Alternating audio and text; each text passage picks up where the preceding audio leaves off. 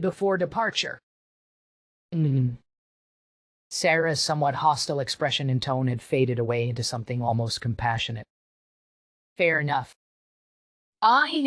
Stay safe out there, sweetheart. The last part seemed genuinely compassionate. Will she be able to transfer back when we get to Mars? Mick was still feeling reservations despite already having accepted this was going to happen. Of course, though I am entirely unsure as to how long the process will. Some AIs take days to fully awaken, while some can take years. It all depends on the individual. Tylan replied with a slight nod of his holographic reptilian head towards the indistinct humanoid hologram. And this individual is certainly unique. Well, I guess it's time then. Mick finally conceded after a few more moments, while looking on with a sense of pride. Just don't forget to call every once in a while to let me know you're okay. I will. See you soon. The excited response was quickly followed by both holograms flashing slightly and then disappearing. When Mick stared at the spot, they had just been a bit too long. Sarah couldn't help but seize the opportunity. Her tone was a mix of both sarcasm and genuinely compassion. Sad the little one is off to school so fast. Seems like it was only yesterday. She didn't need to finish the joke, as Mick had already started giggling slightly. Now that that is settled, Axika waited a moment before changing the subject. Let's move on to living arrangements. Oh, please, can I sleep somewhere? Not within a couple 100 meters of God knows how antimatter. Sarah blurted out. Antimatter? Axika half-asked, before pressing a few buttons on her desk. Mounted display. Suddenly, her eyes went wide. Hammer, when you get a chance, please transfer that antimatter to some proper containment. She called out before rubbing the bridge of her nose and muttering something under her breath. Hey? Mick half-jokingly responded. The quite serious-looking glare from the Admiral made him realize he should explain a bit further. My reactors use antimatter as a catalyst on startup, but the main reactor doesn't need it to sustain power, so that's fine. It's not even fully. Axika cut herself off before she let herself get mad at this human. Unlike Tens, who, despite his own particularities, wasn't an outright danger on her ship, this man just might be. I'm not confiscating it, simply having it transferring it to proper containment. When Nan has the containment and reactors prepared on your new vessel, it will be transferred there. There was a slight hint of exhaustion in her voice, which she quickly cleared before continuing. But back to living arrangements. I do have guest quarters available, which should be at a higher level of comfort for you than your current vessel. And what's wrong with my vessel? Mick rebutted in an obviously joking tone. But seriously though, what's the difference? I'm genuinely curious. Well, to begin, it was Nan who spoke up, much to the relief of Axika. Though she didn't mind hosting trained diplomats, she still had duties to attend to. And these humans were certainly not trained diplomats. The NBOWSPN lacks active gravitational panels.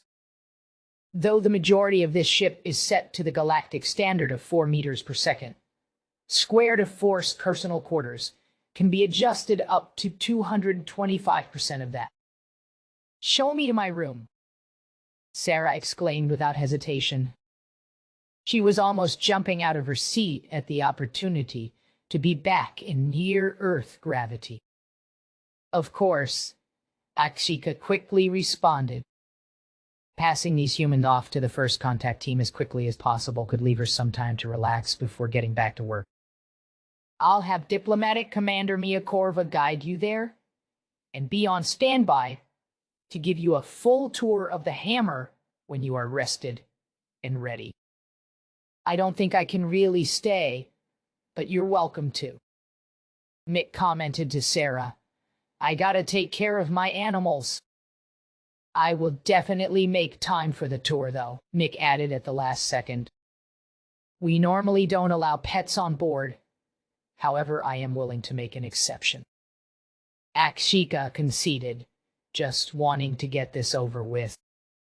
Assuming they aren't incredibly dangerous, of course.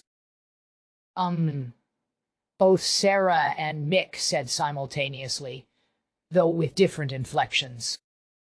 However, it was Sarah who could form a response first. I'm not sure which is worse. The dog that could kill a bear if it got pissed it off, or the parrot that will bite you because it's bored. Excuse me, I think my translator may have made an error. Akshika couldn't believe what she had heard. You have a dedicated word for a canine that has been domesticated. And it's capable of what? The concept of a pet or livestock, meaning an animal which has been domesticated, was something Akshika was familiar with. Her own species had a few different forms of avians and ungulates, which had been domesticated in the earlier parts of their history. There were even non-predatory and herbivorous sentient species, which had some form of domesticated animals similarly. There were various species throughout the galaxy that could be classified as canine. However, there was neither a sentient nor domesticated species of caniniform that Akshika was aware of. I mean, we have several. Mick tried to clarify. However, that only made Akshika stare at him with an even more confused expression. Hold on, let me send you a data file so you can see what I'm talking about. Canines were the first species we domesticated as hunting partners, since our hunting techniques complemented each other so well. And that was around 30,000 years ago. Now, we have a dog for basically everything.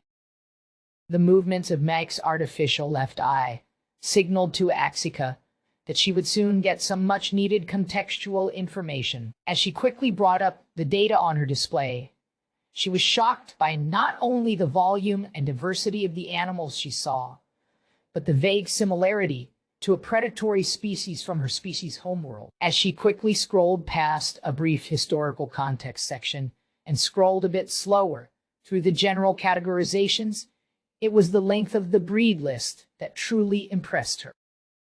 She hadn't even gotten past the first few dozen before she heard Mick mention a name for her to reference. And Terry's cane corso, and a big one at that. She's really oversized by the breed standards. Mick's last few words were noticeably sarcastic. But by my standards, she's a good dog. As Akshika quickly brought up the relevant information on her display, she couldn't help but pinch her bridge of her nose again and let out another sigh. Yeah, Tarky refused to take Mick's tour of the Espin with Terry, free to roam, Sarah said while getting out of her oversized chair and reaching over to smack Mick's shoulder. At least see what the rooms are like. Let's let the Admiral get back to work so we can go home. Sarah motioned for Mick to follow her to the door, leading to the hallway.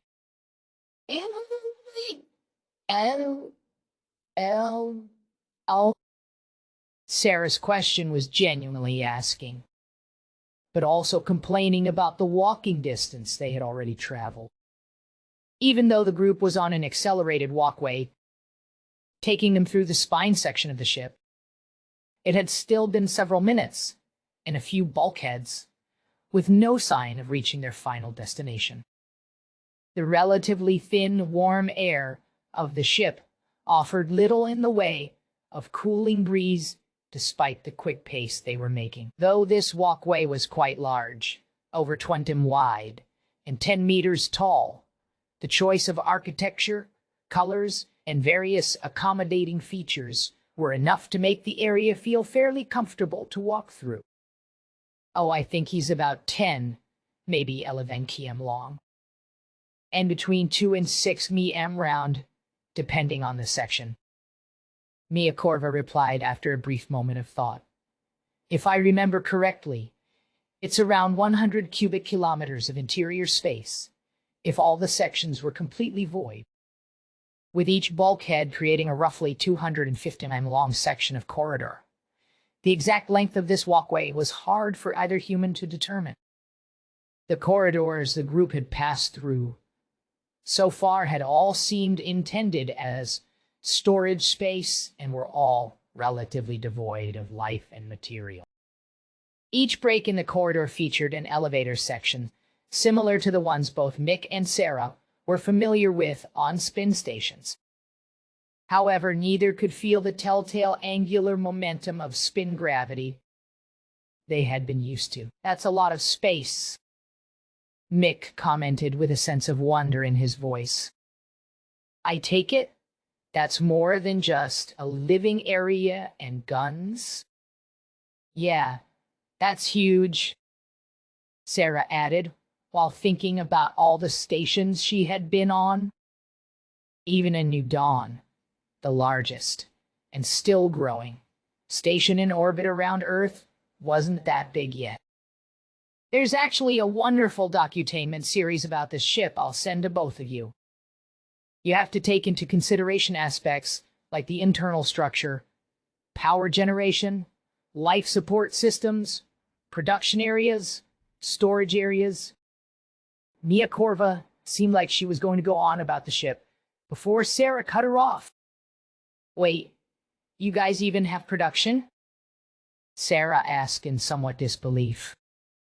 Yes.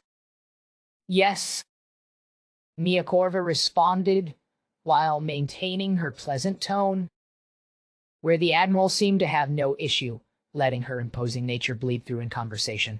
Mia Corva was different. This comparatively smaller, but still bigger than Sarah, woman was quite a bit more reserved and controlled. We essentially act as the mobile command and support system for the fleet. We can produce everything from food to weapons, and even consumer goods. Could you make me some clothes that aren't in this god-awful red? Sarah said, while pulling on the Martian standard jacket she was wearing. Of course, Mia Corva replied, in a slight giggle. Though I do think the red looks good on you. I'm telling ya, Spooky, Mick added, with an outright laugh. Red's your color. Forgetting which side of Mick she was on, the ginger instinctively swung her arm over to punch Mick in the shoulder. However, instead of firm but forgiving muscle, her fist impacted the rigid carbon fiber, synthetic muscle, and titanium-reinforced joint of Mick's prosthetic. After letting out a quick yelp and pulling her hand back to inspect and coddle her knuckles, Sarah shot Mick a venomous glare. For his part, Mick was sucking in his lips in an over-the-top attempt to hold back further laughter. You okay? He said in a way that sounded like he was holding his breath, just as much as he was holding his laughter. I'm sending you the current clothing catalog with both the Nishnabe and Quiztar standard clothing. High fashion at the top, Nan interrupted before the pair could continue their banter. The similar physiques between humans and Quiztar make clothing compatible. Just be sure to input your sizing before ordering. The speed at which Sarah pulled out her tablet from her pants pocket and began reviewing the list showed she hadn't actually been injured in any way. Though Mick was half tempted to ask for the catalog as well, just out of curiosity, he was still preoccupied with his scans of his surroundings. Though his biological eye only saw so much of the visual spectrum, his mechanical one was capable of much more. While Sarah was ogling the variety of clothing options she had available, Mick was busy trying to make sense of the various markings he saw that were in the ultraviolet and infrared spectrum. What's up with all those symbols on the walls? Mick finally asked after a few more minutes of walking. Standard way markings for species who see in different wavelengths. Tarky said through slightly panting breaths. Though the group had slowed down while Sarah began browsing the clothing catalog. They were still moving at an awkward pace for the relatively short avian. Neither fast enough for her to comfortably maintain flight, nor slow enough for her to comfortably walk. There are a variety of differences in visual receptors among known GCC species. Where your species has 4 receptors, mine has 6. So you can see colors we can't? Sarah asked, while looking up from her tablet for a moment to more closely examine the walls as they passed. Try as she might, she simply couldn't see what her eyes weren't physically capable of perceiving. I have a wider visual spectrum, yes. Tarky confirmed. Even Quiztar have 5 receptors and can see into slightly higher energy spectra than your species. So, you can see near UV. Mick asked the non-humans. There was a hesitation from both Tarky and Mia Korva, as the translator was taking a moment to properly contextualize the abbreviation. Yes. Nan spoke up and answered the question. Being more familiar with humanity, the concept of near ultraviolet was already known to them. The Croak and Quiztar species' visual range both extends to a wavelength of 300 nm in the UV spectrum, and Croak's range extends to 900 nm. However, there are species with visual ranges which extend further in both directions or exclude certain spectrum. Though it was Sarah who made the sound, all 3 women present took a long pause to look around and consider what they might not be seeing. Where Mick and Nan were capable of perceiving light far outside of biological ranges, the 3 women had never experienced anything outside of their natural perception and were struggling with the concept. The group continued on like this for a short while, Mick and Sarah both asking the occasional question about something that had caught their attention. After what felt like almost half an hour of walking, the 3 members of the first contact team started to shift the direction of the group towards one of the elevator sections. And here we are, just a quick ride up to the habitation area, and we can show you to your rooms. Mia Korva commented as the group approached a particularly large elevator door. Took us long enough. Sarah somewhat impatiently. Do you not have any kind of little cars or anything? Even some bikes would make that faster. No. Mia Korva replied with a quite confused expression. I think that may be a cultural or technological thing. She tried to explain further after a moment of trying to process the context the translation software had given her. Croak can fly, and my people have always either used domesticated ungulates or some form of actively powered tracked or wheeled vehicles. However, the latter ones have always been intended for groups, not single individuals. Wait. Ungulate. Like a horse? Sarah's annoyed tone had been completely replaced by excitement over the idea of alien horses. Do you have some on board somewhere? Yes, we have a small herd. We maintain for the Admiral's honor, guard for parade purposes. Mia Korva confirmed with a noticeable smile on her face. The elevator had just arrived, and the wide doors were quietly opening in front of the group. She motioned for the humans to enter before explaining further, with a sense of pride in her voice. One of my first duties on board this ship was in the stable, since my family owns and operates a fairly well-known breeding ranch. Once the group was in the elevator and the door had closed,